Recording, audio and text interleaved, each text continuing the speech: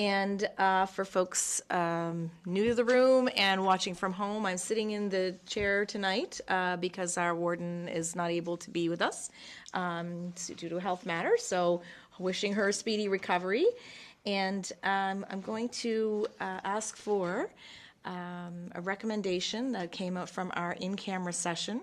So we're looking for a recommendation to council to authorize staff to sell properties AAN 00176303 and AAN 00367028 and AAN 1626272 at the February 6, 2026 tax sale for the minimum acceptable bid for each property as discussed in camera. Could I have a mover to that effect? I'll make that motion. Thank you, Thank you, Councillor. Could I have a seconder, please? I'll second. Thank you, Councillor. Any further discussion on that recommendation? All those in favor, please say aye. Aye. Aye. Those opposed? Okay, that motion is carried. So I'm looking for any items to add to the agenda then next. Okay, if there's no additions, could I ask for a motion to approve the agenda? I'll move the approval of the agenda. Thank you, Councillor. Could I have a seconder? Thank you, Councillor Marchand. Any further discussion on the agenda? All those in favor, please say aye. Aye. Those opposed? All right, that motion is carried.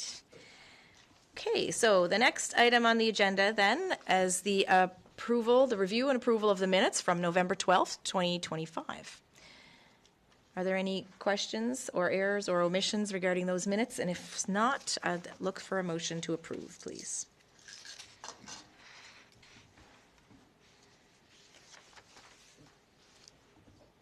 Councillor Sean Sampson has moved the approval of the November 12th minutes. Thank you, Councillor Brent Sampson. Any further discussion on the minutes? Okay, hearing none. All those in favor, please say aye. Aye. Those opposed? All right, that motion is carried. So, with the business taken care of, we're going to hand things over for a presentation from Josie Robinson. Welcome, Josie, to the council chambers. Lost the mic, so I'm just gonna. Well, he's back to you. Yeah. Okay, he's back to me. I'm having a hard time seeing the light here from the chair. But Josie is the Community Engagement and Public Relations Manager with the Dr. Kingston Memorial Health Centre, here to talk to us about media literacy and its compounding effects on public health and safety. So welcome, Josie. Thank you. Do I have to have this button here? Your light. All right. Thank you for making the time for me in this eve of the storm here. I'm excited to share with you what we've been up to. So I'm here to present today on the impacts of our Control F Find the Facts Media Literacy Workshop that we hosted in October and November. Before I do that, I should tell you about the folks that collaborated to make this happen. So the Dr. Kingston Memorial Community Health Centre has a interdisciplinary whole person approach to health. We are community governed and community informed. And as well as our primary healthcare clinic, we have programs in the community to address social determinants of health. And about my role there, so it's my job to essentially make sure that the people on the ground are being connected with the folks who need them. So getting information into the spaces where people are going to see them and making sure those in need can connect. I bring 7 years of media and digital media experience. So prior to my time at the Kingston, I was freelance creative. You may have seen me on traditional media such as CTV Morning Live Atlantic or Global News Fredericton, but more realistically, more people probably saw me on TikTok Live or Instagram. I had to learn to use those tools to gain visibility. I have taught workshops and co-managed campaigns at K-12 schools and universities and cultural institutions across Atlantic Canada. And a bit about the organizations that came together to make this happen. So Civics is a nonpartisan Canadian charity that aims to strengthen democracy by improving civic engagement in K-12 schools. Control F is a program they developed to help folks develop skills to evaluate online information and build trust. That actually started in schools and has now begun to transition into community. I knew about civics because of some of the work I've done in schools in the past. when we set out to create programming like this, I searched far and wide to see if someone could do something similar for adults, and I really couldn't find anyone. So I reached out to civics and said, hey, there's a lot of grown-ups who would like to learn these skills and just maybe never had the opportunity. Could we collaborate? Could we modify this somehow to make it deliverable in community? And they were actually working on something like this, and we were kind of, at the Kingston, one of the first organizations to raise our hands. So yeah, and we got moving, and they gave us a lot of creative control. Part of the reason why we wanted to develop this programming is we were noticing kind of a gap in public discourse and thus in available public programming. There's an acknowledgement of digital literacy, which is the ability to access, find, and create information online. So can you make an email account? Can you use job search sites? Can you use search engines like Google, DuckDuckGo, Bing, online banking, things like that? But there's a bit of a transition to how you can understand information that you're seeing, which we're all bombarded by it. We all get an excess of information, but how can you navigate it, analyze it, understand understand information is being manipulated before it gets to you, develop ways to fact check and assess credibility, and understand how algorithms are shaping what you see. So we kind of thought, we get people online, but then what? Sorry, I'm just going to look at my notes here real quickly. Yeah, algorithms have quietly and profoundly changed how we think and behave, and it's not always something we actively think about. It's to the point now where adoption is already here.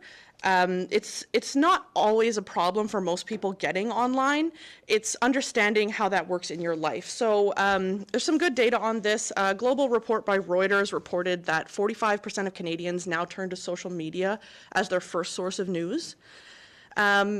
And in Canada, we kind of have a unique problem where we don't have a lot of media outlets. We tend to have a lot of big players, but not a lot of number of players. And that's created an unintended consequence where influencers now have more reach than traditional media does online. We're particularly concerned for our seniors as well. Stereotypes are kind of eroding. Seniors are now online just as much as anyone else. Statistics Canada in 2022 reported that 82% of seniors are using the internet daily. On that note, we wanted to get people thinking about how information spreads in a way that is different than what it was in the past. So in the past, human beings were gatekeepers of information. A news anchor, a newspaper editor, even folks like librarians, politicians, were the folks that controlled how information was disseminated to the public. And these people had to gain expertise, and that took a lot of time and a lot of work, and it slowed how information reached the masses. Now, algorithms are what curate information, and algorithms have data on your behavior. Algorithms want to keep you on platform for as long as they can, thus they want to gain the strongest emotional reaction from you. And algorithms don't necessarily care about nuance or context, so we can't always rely on popularity as being an indicator of truth or reliability.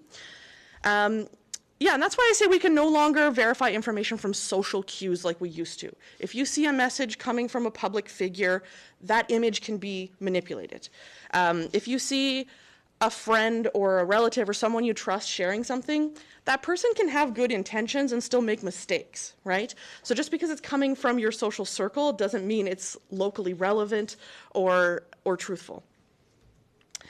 And algorithms have also created a world where we're all living in our own information bubbles.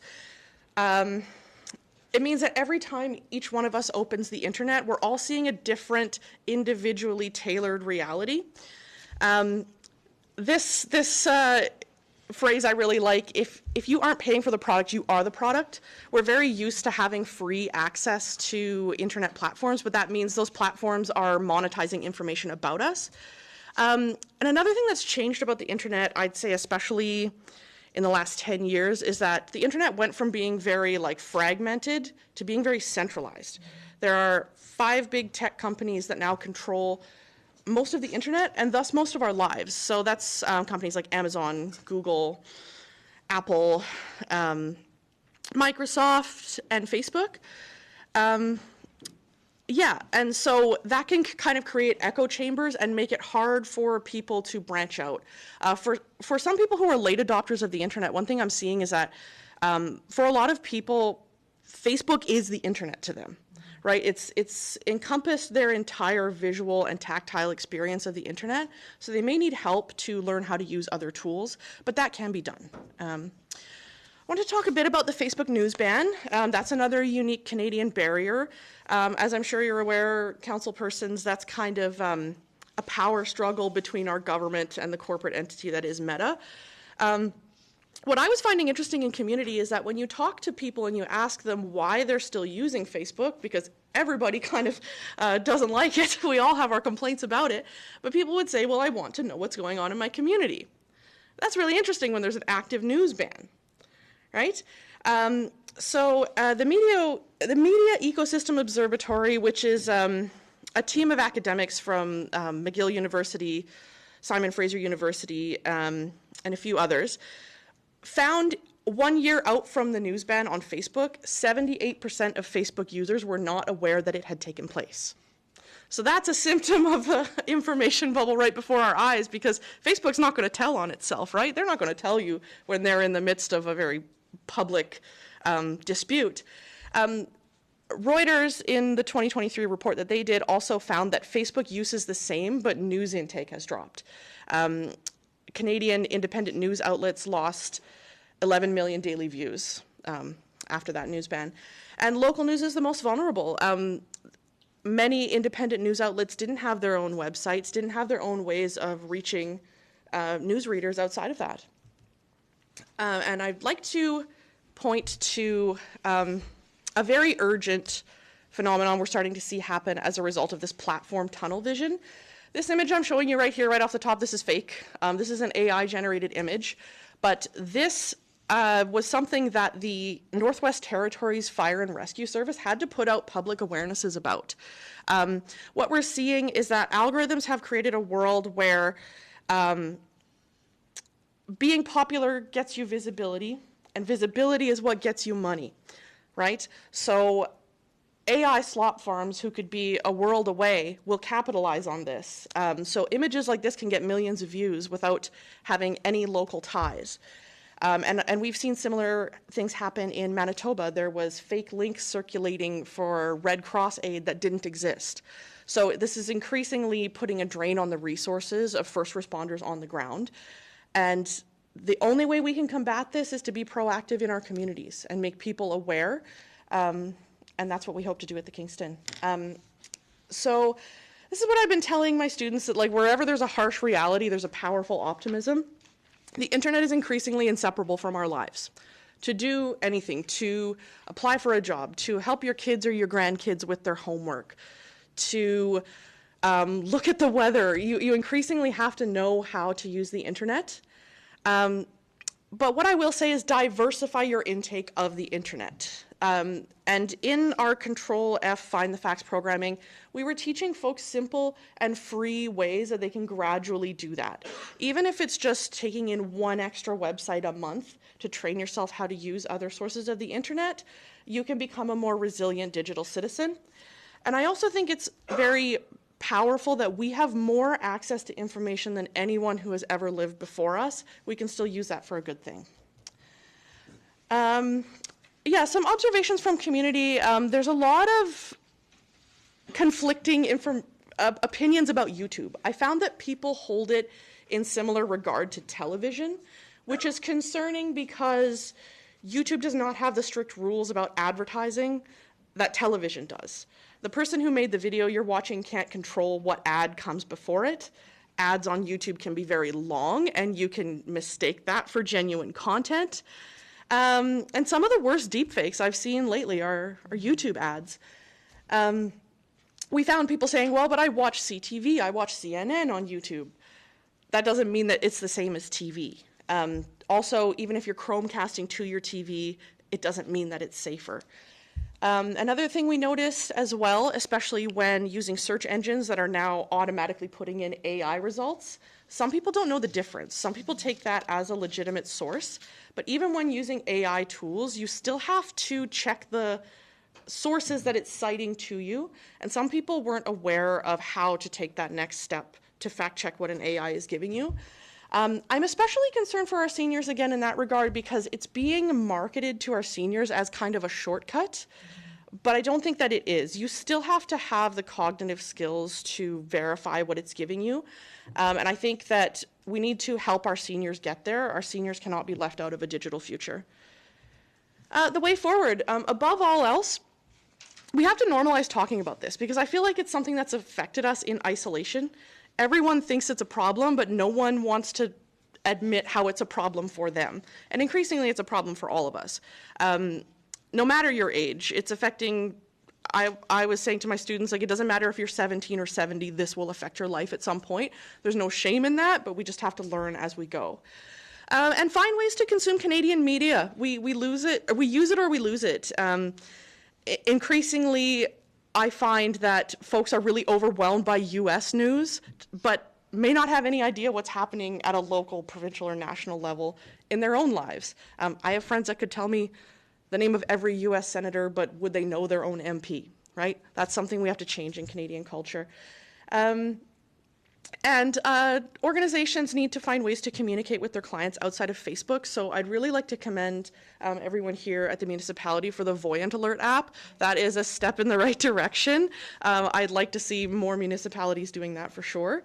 And I'd even extend that to like school districts, church parishes, volunteer groups, like find ways, even if it's just a newsletter, to have ways to reach people. Because if one day Facebook doesn't exist, you don't want to have to start from scratch. Yeah, and I'd like to put a note to amplify the work of the watchdogs and those spreading awareness. So I mentioned the Media Ecosystem Observatory. There's also a nonprofit called Open Media who has done a lot of advocacy work to develop AI policy at a federal level. Yeah, and normalize awareness and literacy in workplaces and schools and develop responsible policies, use cases, and I'd also put a note that we need to develop funding models as well. So my last point is to support and participate in community initiatives like ours. In the past few months, we had sessions in Lordways and Petit de Gras, but in the springtime, we are looking to expand into more venues around the county to reach as many people as we can where they are. That was all I had. Thank you so much, Josie. I feel like I know a whole lot of folks who need to have this very presentation, and I need to participate in those workshops. I've been fooled by AI-generated content. Even if you're really savvy and you're on top of it, it can slip by you really quickly. So thank you. I really appreciate this. Does anybody have any questions for Josie? Council. Thank you, Deputy Warden. When you say making people aware of fake content, how do you go about doing that? Because, as our Deputy Warden says, and she's on a lot of these different media, she's been caught by it. So how do you expect the seniors? I mean, even myself, like, sometimes you don't know what to believe, that you just, like, you say we don't like Facebook because it's ads, and you don't know what to believe on these health things, and because there's so many of them. Like, one day chocolate is good, the next day it's not good. Carrots are good, the next day it's not. So what do you believe? I think You know? chocolate's always good. You know, but I mean, a very instantaneous stream of information, but I think the pendulum's starting to swing the other way, where we do have to get used to building the habit of taking in multiple sources of information. So if you have something on your feed saying like chocolate is terrible, one of the skills we teach in our workshop is called lateral reading, which is contrary to what most people do on apps, which is called vertical reading. So if you see something bad on Facebook or TikTok and you continue to scroll and scroll and scroll, the chances of you seeing bad information is going to go up. But if you get off of Facebook, open new tabs, open sites like a Google search and do a keyword search, or open sites like Wikipedia or the Canadian Encyclopedia, or even mainstream news sites, get multiple opinions to then help you develop your own.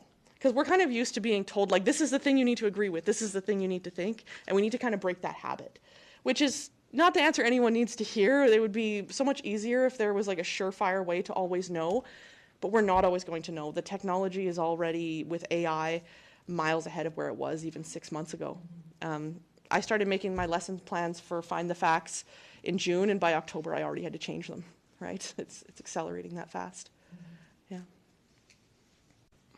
Just to follow up, like anyone that's looking into health-related issues, a lot of these, I don't know if you want to call them podcasters or people doing the talks, are doctors. We assume we can trust them. One says one thing and another says another thing. Like, how do the seniors or anyone decipher what's good or not good out of any of that? That's a good question. Thank you for that question. Yeah. And the other thing is, what I do find is they always say, click the link below. Don't do that, but when you read the articles or the comments that people make, they say it's scam or it's whatever. So, I mean, I don't know what to believe. I have a lot to say on that. So, firstly, one of the concepts we talk about in Find the Facts is domain knowledge. So you're absolutely right that a lot of these podcasts pump up their perceived expertise by having doctors or professionals on their podcasts. But someone can be a professional in one area and not be a professional in another. A very recent viral example, did anyone see this in the news, the controversy with Campbell's Soup Company? How it was being posed in the media as the vice president of Campbell's Soup has said very disparaging things about people who eat their food who are living in poverty. Well, when you looked more into that story, he was the VP of cybersecurity. He's not a dietitian. He's not a nutritionist. So we would say he does not have domain knowledge. So if you're listening to podcasts with folks who are doctors, who are claiming a certain level of expertise, their expertise should be narrowed to be relevant to that topic. So someone can be a doctor who knows about the digestive system. That doesn't mean they know about the brain, right? Those are two different domain knowledges. Another thing with the click this link here, something I was preaching to the students is hover, don't click. So if you get a link on your email or something, you can hover over the link and it will show you a link preview without you having to click it. And so if something's claiming to be, I don't know, CBC News, but you hover over that link and it says fastmoneynow.ca, probably don't click that link.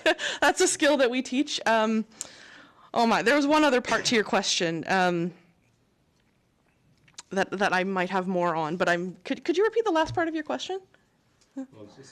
Yeah, when they say to click the link down below, and then I look at the comments before clicking the link, people are saying it's a scam. And some of these things you read are so lengthy. They could just get to the point of 3 ways to cure cancer or whatever. You know, they talk about the foods that you eat, and you're reading and reading and reading and reading, and then it's click the link below, and I read the comments before, and they say it's a scam, it's this, it's fake, or get to the, you know, the 3 things, because the heading of an article will say things you can do to, you know, for health or for fighting this or fighting that ailment. And it's just lengthy, and then it's a link. So you're not getting any information of the 3 good foods to eat or whatever the article was. So you just get fed up with it after a while. 2 things happen there. The headline that you're seeing that says these 3 things, that's clickbait to get you to click. Yeah. And the lengthy description that doesn't tell you the 3 things, that's what we would call like an engagement trap. It's keeping you on that page longer because that's how they can monetize, they can prove more engagement by keeping you on that page longer. But I thought I'd also comment, or I'd also remark on the comments that are saying this is fake, this is fake. That's something we also talk about in Find the Facts, digital de-escalation. Because there's ways that we communicate online that can unintentionally amplify, but people don't realize because they're not bridging that gap of social behavior in real life doesn't translate online. In real life, if someone before you was saying something wildly fake, it would be acceptable to be like, no, that's fake, stop. But online, it can unintentionally amplify. Because again, algorithms don't care about nuance, about context. They just want you to push button more. So if you get in the comments and say, this is fake, that's up to the counter. Oh, now there's more comments. I'm going to push this in the feed. So by commenting, by liking, by sharing, you're actually unintentionally pushing the visibility of that. So this is where I tell folks, like, I teach folks how to flag content to the platform host to get it taken down. If something is like legitimately dangerous, like the AI image of the forest fire I showed you guys, I have seen like actual public authorities like accidentally amplify fake material. When you share something on social media, it will share the original text of whoever posted it, not yours. Your users will see the original text first. So if you share something saying, hey guys, this is fake, don't listen to what this page says, they might not see it. So what you should do instead is take a screenshot. If nothing else, if you take nothing else away from what I've said today, take a screenshot so that traffic doesn't go back to the original poster, right?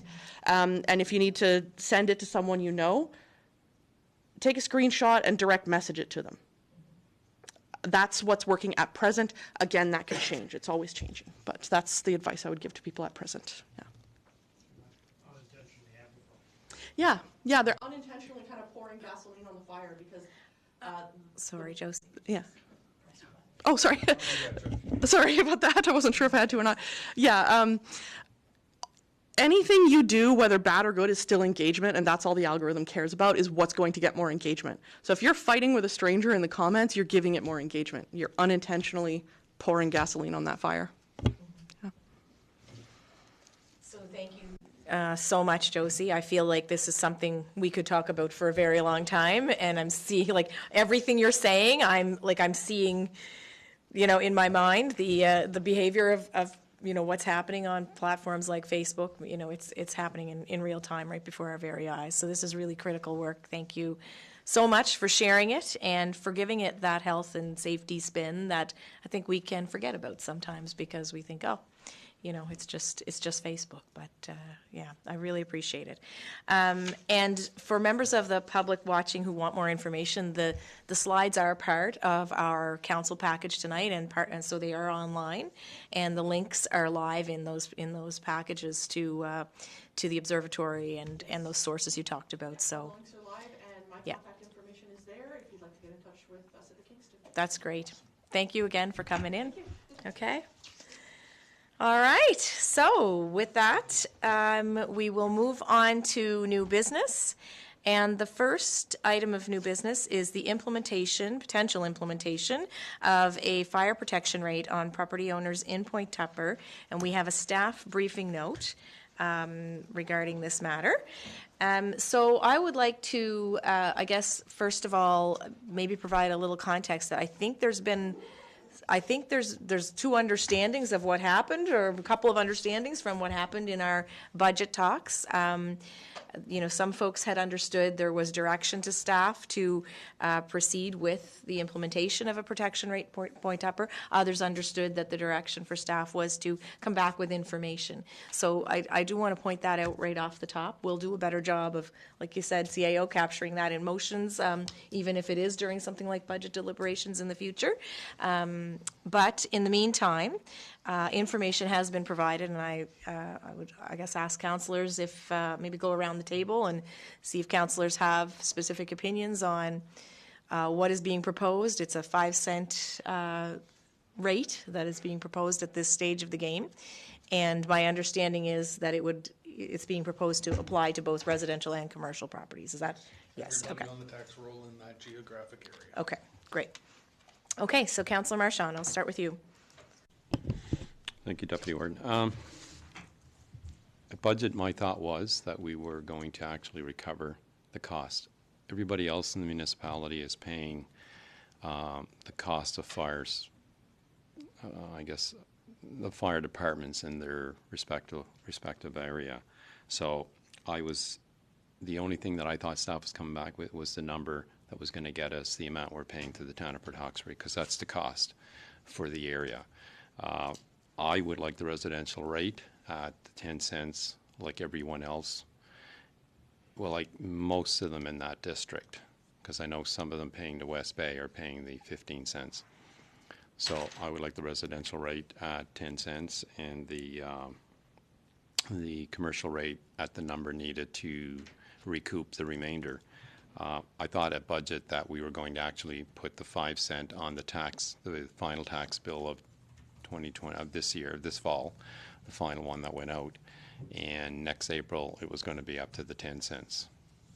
I realized there was some issues with timing, so the notice didn't go out in time, and that's why that didn't happen on the fall tax bill. But my recommendation would be to put the residential at 10 and the commercial at whatever is necessary to pick up the rest. Thank you. Okay, thank you, Councillor. Councillor Sampson, did you want to make any comments on this? Yeah, I mean, for me, I think, when it comes to the 5 cents that was discussed, I think, I think it's all in our best interest, and I think it's all our opinion to recoup some of the money that the funding and the agreement that we have with the town of Port Hawkesbury. But I'm okay with doing this in incremental baby steps, and the 5 cents that staff is looking at here is fine with me at the present time. Thank you. Okay, thank you, Councillor. Councillor Sampson. Yeah, thank you. Yeah, I do remember us talking about 5. This is something I've advocated for 4 or 5 budget cycles now. But yeah, I do know what Councillor Marchand was talking about. I think, there was some talk of into the fall, but if the timing didn't work, that's fine. But I think we were fairly clear with staff. I thought that council was in favor of going forward. That being said, I think this is a proposal in front of us. On a personal level, I like the idea of 5 cents to start it, and then just move it to where we have a cost recovery model for what we're paying Port Hawkesbury now to cover that area. I think, I would strongly disagree with having a different rate residential to commercial, because nobody else in the county has that. So to me, that wouldn't make any sense to do it there where other places don't. Like any other area, their commercial and like their fire protection rate is the same whether it's commercial or residential. So I'd very much be in favor of this at 5 cents, and then, as Councillor Sampson said, we increase it incrementally just to a point of cost recovery. Okay, thank you, Councillor.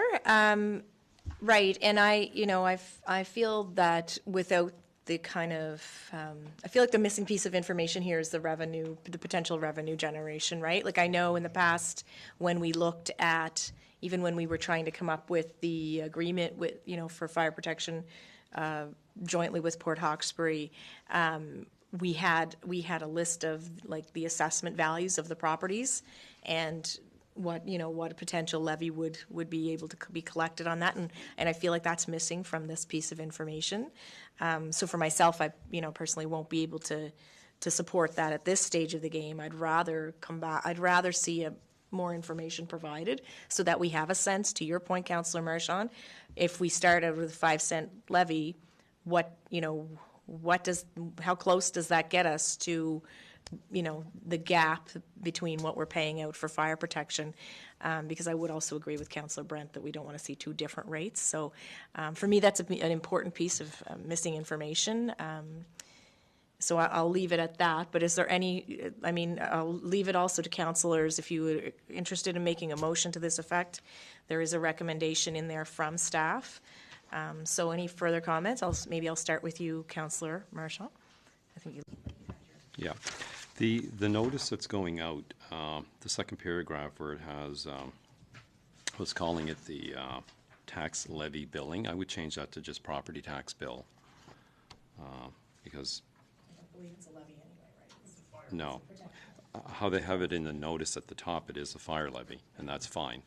But just that it'll be on your April 1st, 2026 property tax bill is what I would put there. I thought that we were given some numbers that the 5 cent was around 40,000.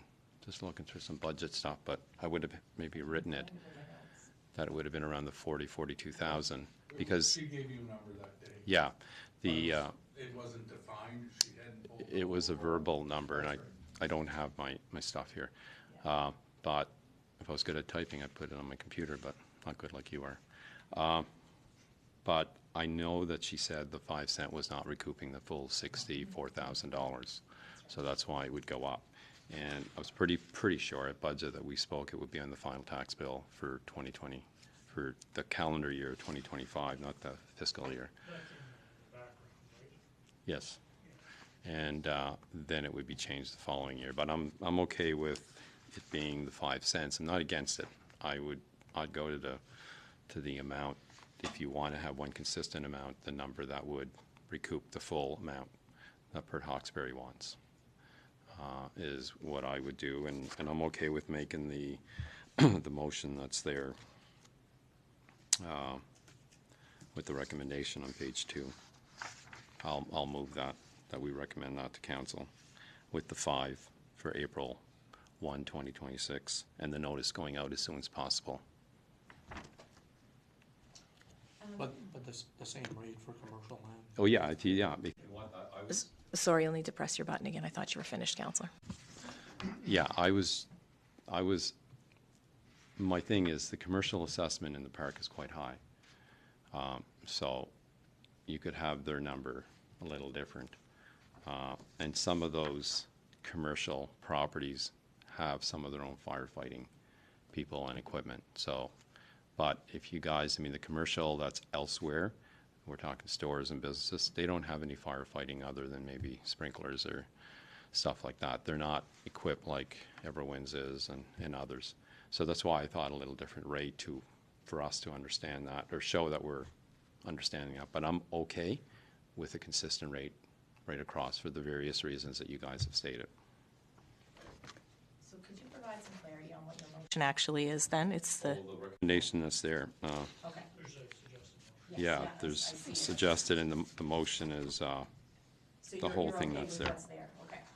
So Yeah. just for members of the public, the recommendation is that council approve providing formal written notice to all Point Tupper property owners advising that effective April 1, 2026, a fire protection rate of 5 cents per 100, because it's not a levy, it's a protection rate as per information from staff of 100, so it's 5 cents per $100 of assessment will be applied to their properties, and to direct staff to complete all required notification, administrative, and communication steps to implement the levy in accordance with the MGA. So that's what we're talking about. Okay. Is there a seconder on that motion? I'd be happy to second that motion. I'm more than excited to second that motion after several budget deliberations. 5 years. Yeah. That's the recommendation. The motion is actually the following page. She says, so, whereas, Yeah. yes, but exactly what you said, Deputy Warden. That's what I'm trying to get across. Right, but again, the full motion on that second page, that would be something we would need to do at a regular council meeting. Also, it's still using that wording fire levy, and I think that needs to be updated. We will correct? edit that and the notice as well. We'll take the edits. Okay. Yeah, the notice is because it's an actual property tax bill we're getting with a fire rate on the bill. Yep. Yeah. Okay. Councillor Sampson, did you have a question? You look like you had. Yeah, more or less to go back to what Councillor Marchand said about the two different levies, and then just speaking of the commercial rate being different, were you considering the 5 cents being lower, Councillor Marchand, than the 5 cents, or do you think the overall number could be lower than 5 cents?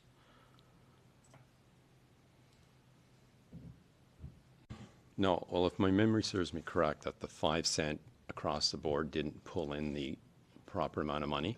No, I'm saying it would have to be higher than that. But if you want one general rate, I mean, the 5 cent, going to 10 cent for the residents is not going to make the extra $18,000, $20,000. So it would have to be higher than 5 cents. But if you guys just want the 5 cents in steps and then the following year recoup the difference, I'm okay with that. But this is just just recommend this to council. Yeah, and I'm good with the 5 cents. And I mean, my thoughts in the past, but it's only my personal thoughts, were, increasing it maybe incrementally, maybe not even the whole rest of the way the following year, maybe incrementally over a few years, depending on what we need to do, just to give some relief there. But I think that, at the end of the day, this for staff at least is allowing them to implement it. And then come budget discussions, all those rates are decided then, are finalized then anyway. So, I mean, that's a discussion we can have at budget time if there's appetite to change it and how much.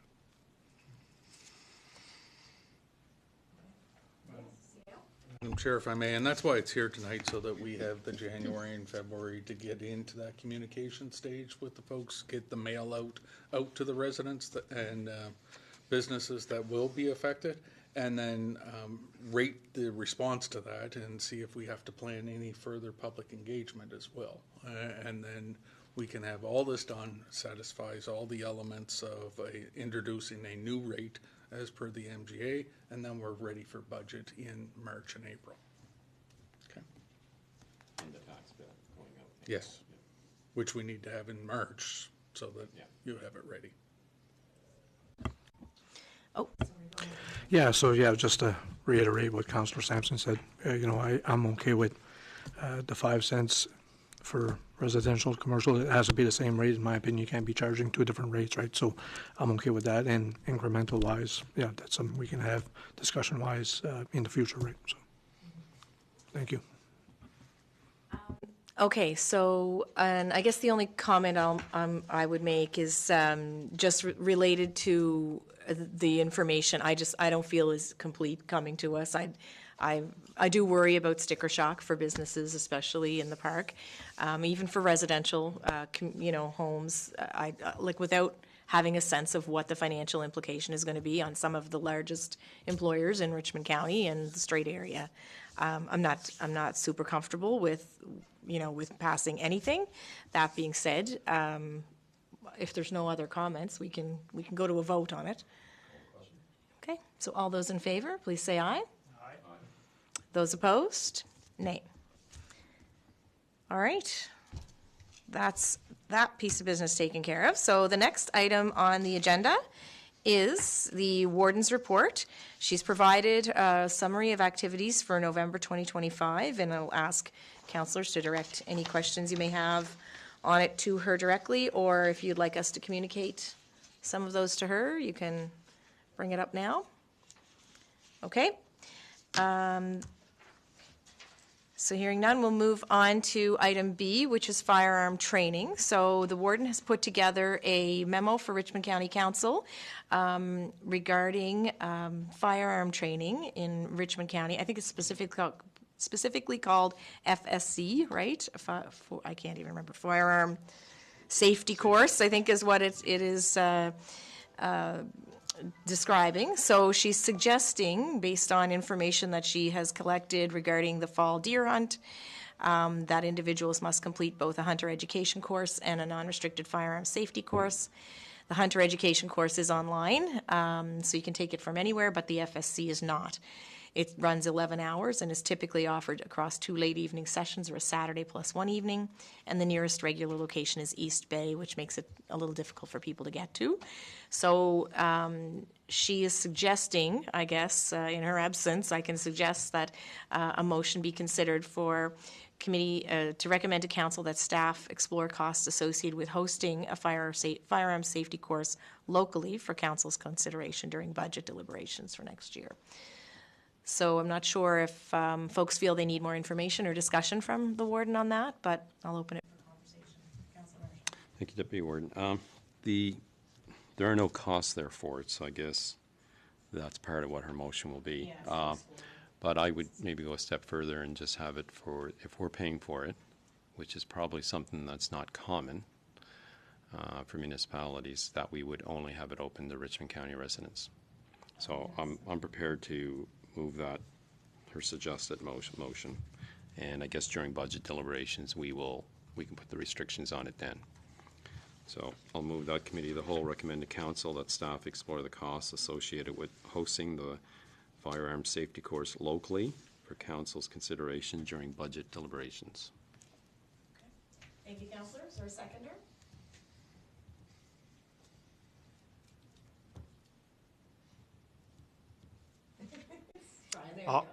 I'll second that. Okay, motion's been made and seconded. Is there any further discussion? So I'd like to make an amendment if there's appetite for it. I think I'd be more comfortable. I'd prefer to amend that Richmond County residents be given preference if there's any way we can do that. Just in the sense of if people from outside are applying and it makes for a full class, I don't think it makes any sense to deny them coming if there's spaces available.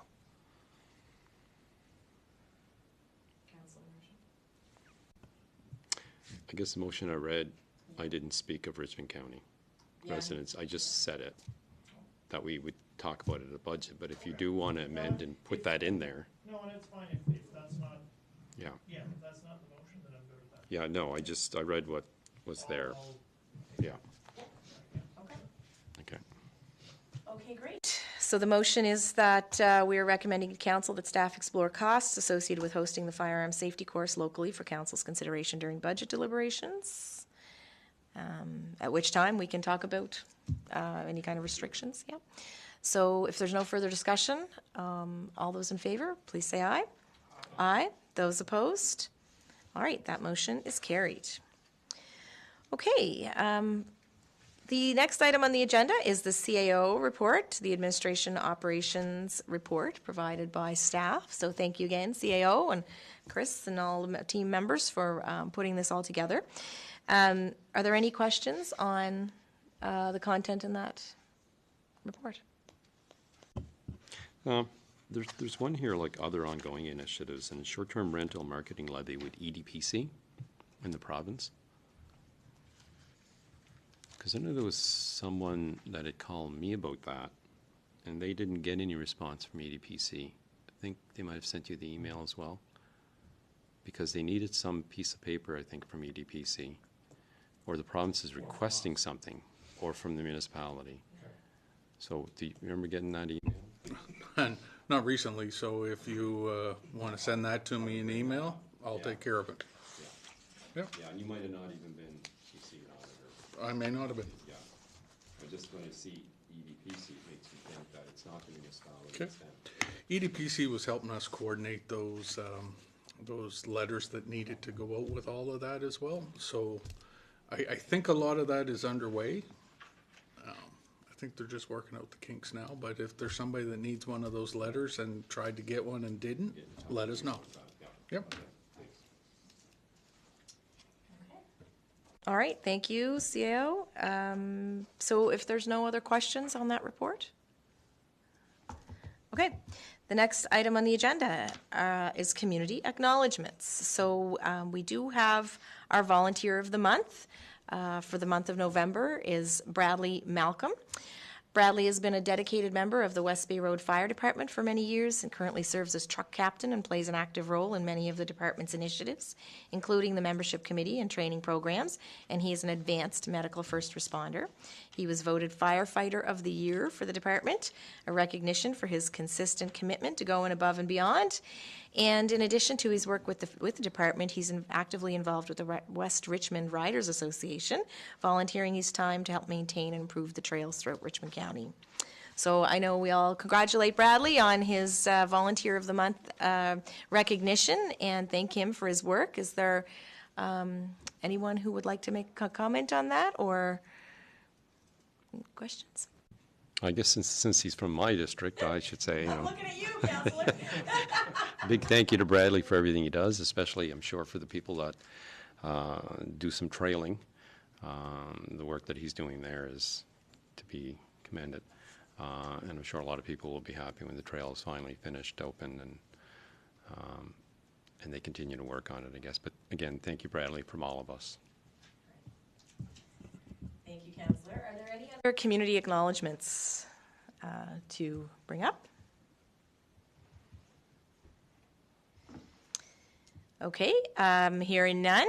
It's only been a week since our last council meeting, so we're running through our agenda pretty quickly here this evening, which is okay too. So next item on the agenda is correspondence. There are no pieces of correspondence that are action required. There are several for information only. The first is the Eastern Counties Regional Library 2024-25 Annual Report. And a letter from Dorothy Boer, Richmond County resident, regarding a request to transition away from Facebook for municipal outreach. And I think, yeah. Only if you. And we can, if we would like to take some action around it, we can certainly change the category that it's in. Some of the things she speaks of. We just heard, yes. Yes. Made me think that maybe this should have been an action item when I first read it, reading Josie's presentation. I don't know, what does, they should have the staff think about that? Do you think we should do anything, or because they are speaking against Facebook, I kind of get the impression. They are, but tell me another viable option to get in just about 90% of the homes in the county at this point in time. Right? Until that comes around. There's the one to ask. No, right. Until there's another viable option, Yeah. this is the best tool with training, with precaution to use to reach our residents in a timely manner. It's the best of that, yeah.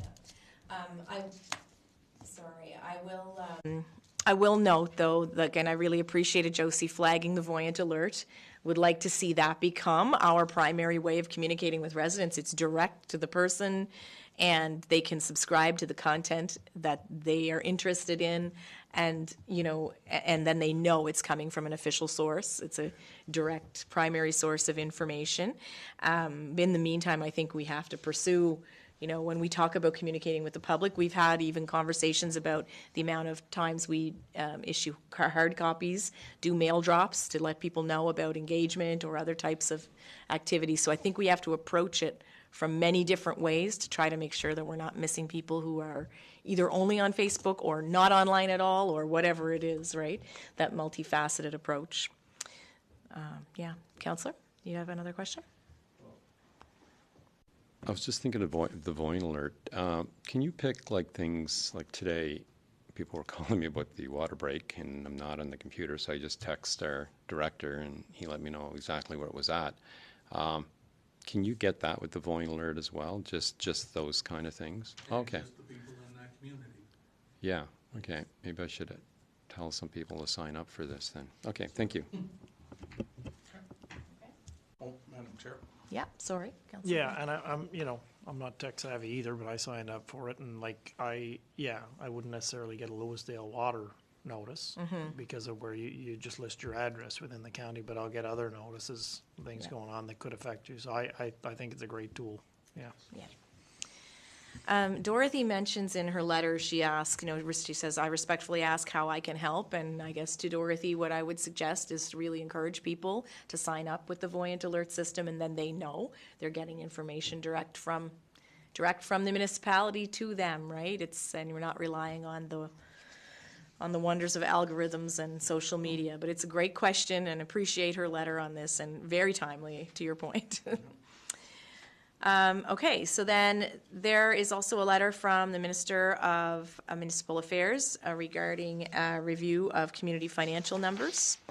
And then finally, a letter from Paul LaFleche, Executive Deputy Minister with the Department of Municipal Affairs regarding follow-up on community financial numbers. So 2 pieces of correspondence on that topic. So are there any questions or comments on? Okay.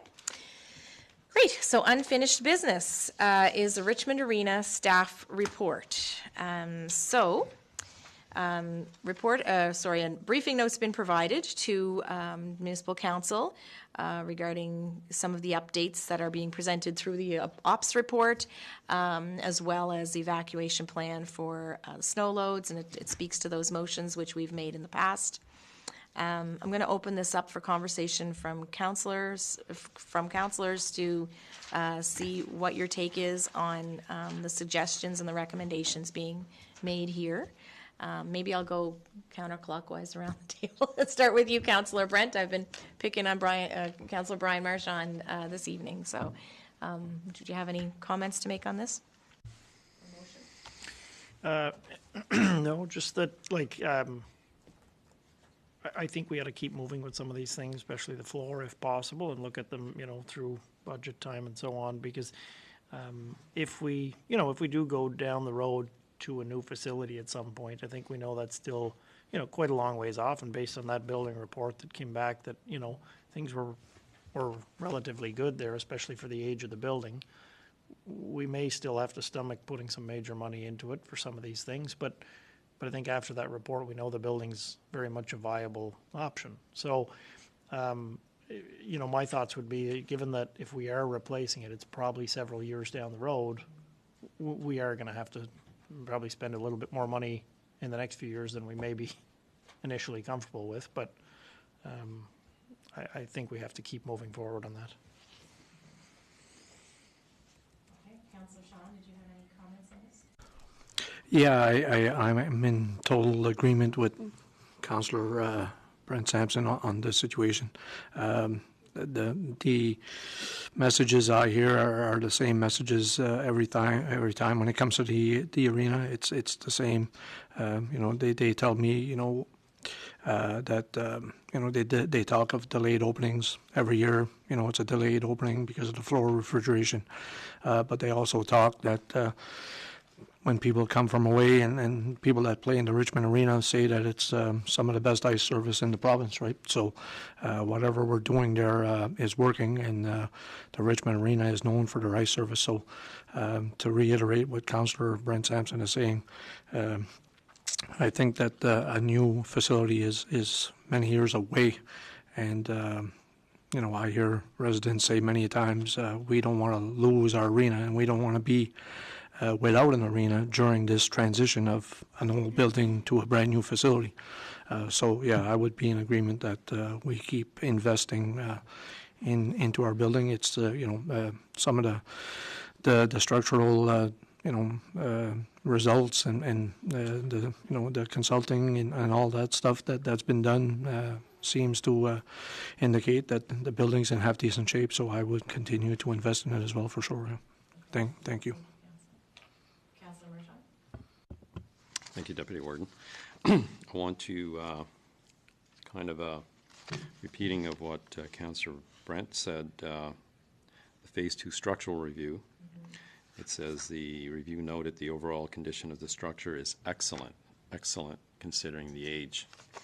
So I'm okay moving the recommendations of our Public Works Director that are on page 4, I guess, of continuing to spend some of the money and prepare. I get the impression that some prep and pre-ordering has to be done to do it in the next off season. So I'm prepared to move a motion that the director gets on to getting the equipment. Before you make a specific motion. Sorry, and I don't mean to interrupt it, but I did, just for clarity, there is discussion in that last recommendation about floor replacement could potentially proceed at an estimated cost of $1.5 million in next year's budget if a decision to proceed is made prior to the end of the year. Do you mean to the end of the fiscal year or the end of the calendar year? Like, are we talking this month we have to make a decision? I can see Chris nodding there. Okay, so you need a December decision in order on the 1.5 million to do the floor replacement. Summer of 26. In the summer of 26. Best case scenario, Yeah. if we can get people. He needs to get moving, yeah. And that, In order the equipment is okay. also what he needs. And that 1.5 million though, would that be one of the figures that gets updated if we recommend the expenditure of 15,000 plus HST to update the drawings? It'll be revised. It'll give us the tender-ready documents to put out for the floor and refrigeration. So does it make sense for us to do an authorization now on something that we know the cost is going to change on based on the $15,000 in updated design? Do you see what I'm saying? Sorry for cutting you off. That's okay. I've been cut off before. It's all right.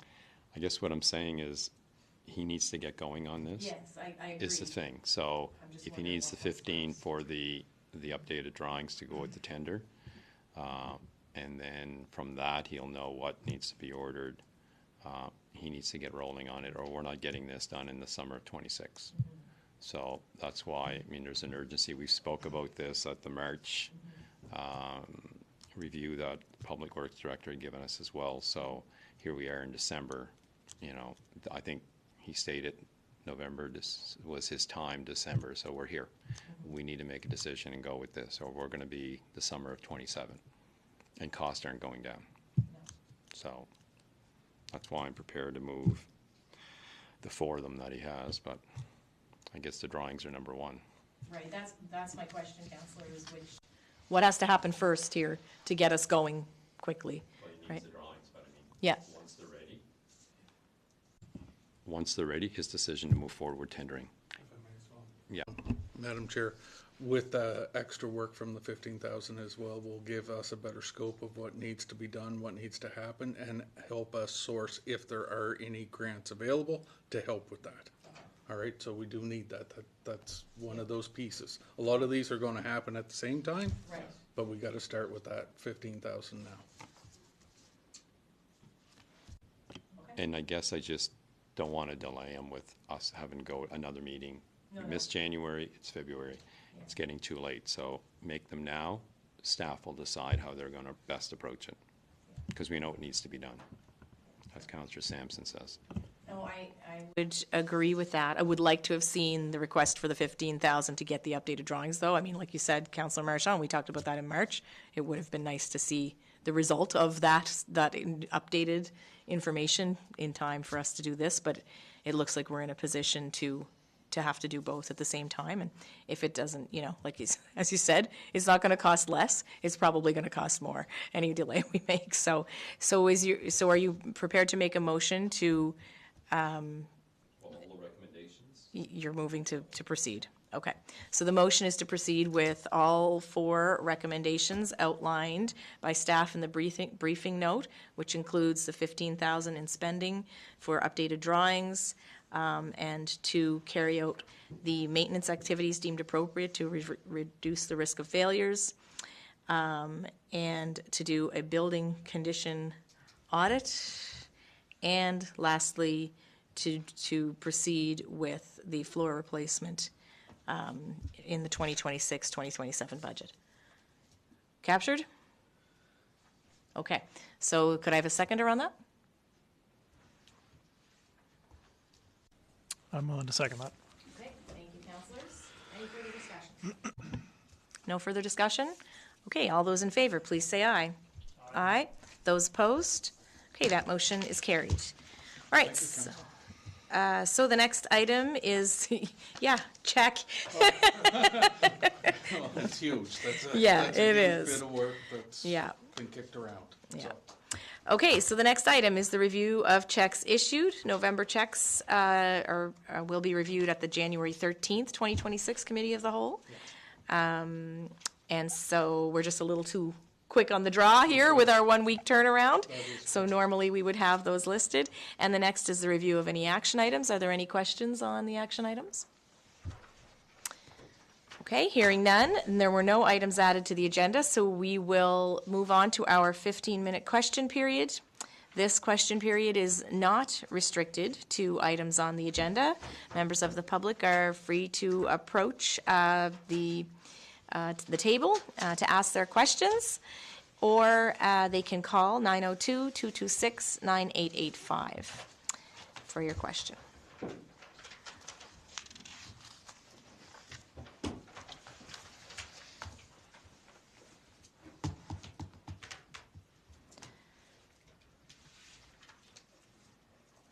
Okay.